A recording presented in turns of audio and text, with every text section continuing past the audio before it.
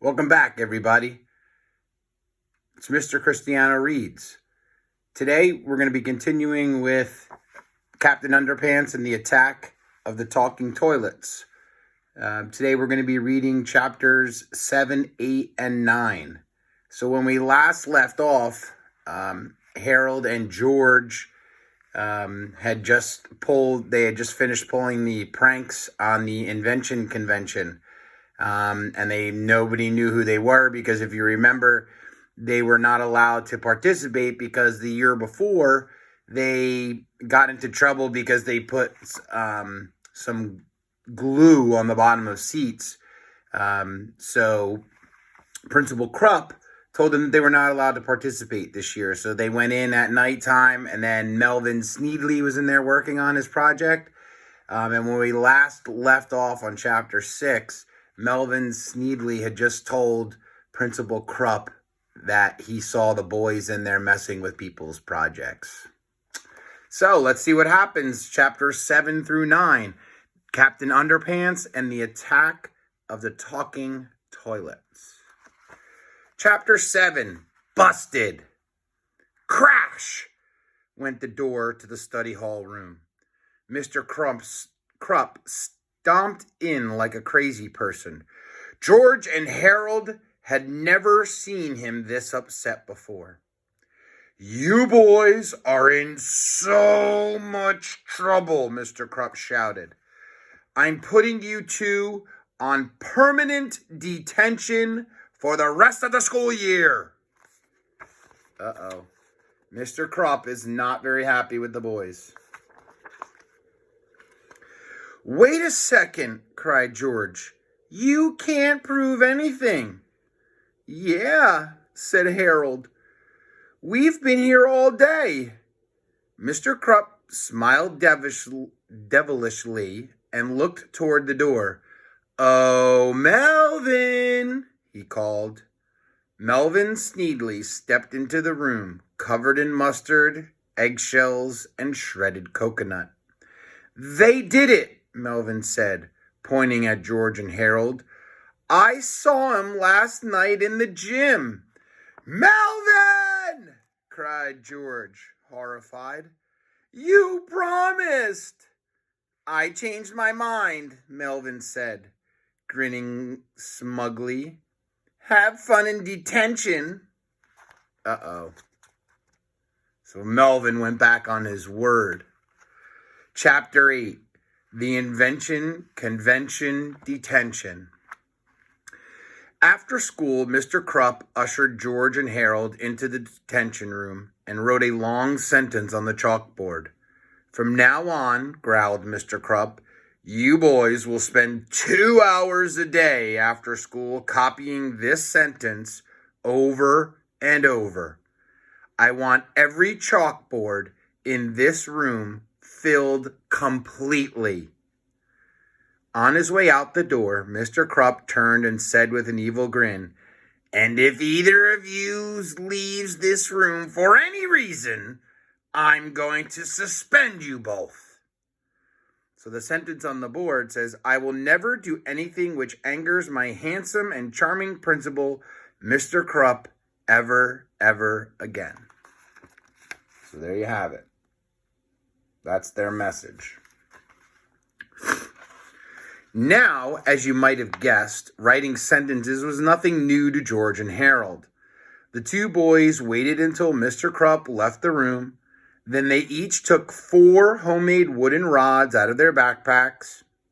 The rods had holes in them that George and Harold had drilled in George's dad's wood shop. George screwed the rods together while Harold inserted a piece of chalk into each hole. Then they each took a pole and began copying Mr. Krupp's sentence. Every time they wrote one sentence, the wooden poles made 12. After about 3.5 minutes, every chalkboard in the room was completely filled. So there you go. So they did use a pretty good invention. George and Harold sat down and admired their work. "We've got a lot of time on our hands now," said George. Got any ideas? Let's make a new comic book, said Harold. So the two boys took out some paper and pens and created an all-new adventure about their favorite superhero. It was called Captain Underpants and the Attack of the Talking Toilets. And that's the end of chapter 8. So chapter 9 is the story of Captain Underpants and the Attack of the Talking Toilets that the boys made. So I'm going to read the comic as they wrote it, and then I will flip the page. So chapter 9, Captain Underpants and the Attack of the Talking Toilets by George Beard and Harold Hutchins. Captain Underpants and the Attack of the Talking Toilets. Story by George Beard, pictures by Harold Hutchins.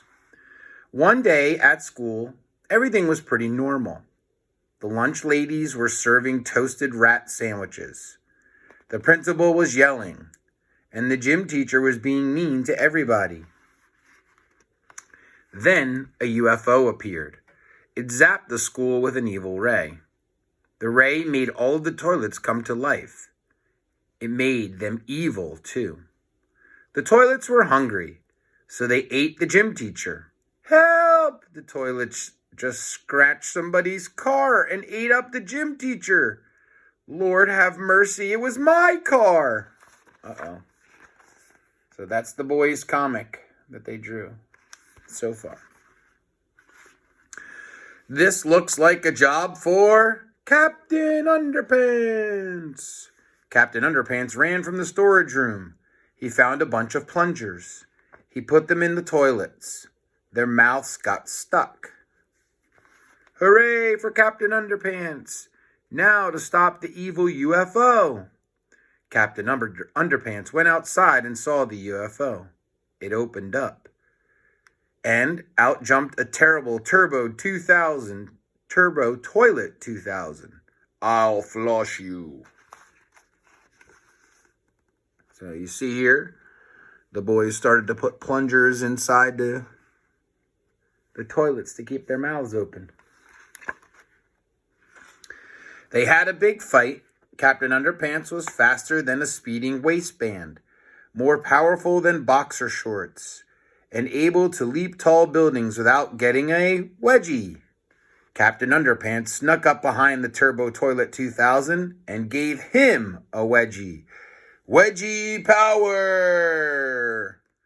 Then he hung the TT2000 on a stop sign and pulled back hard. Then he let it go. Kaboom! The spaceship blew up and all the toilets returned to normal. Hooray! Even the gym teacher escaped. Aw, man. The end.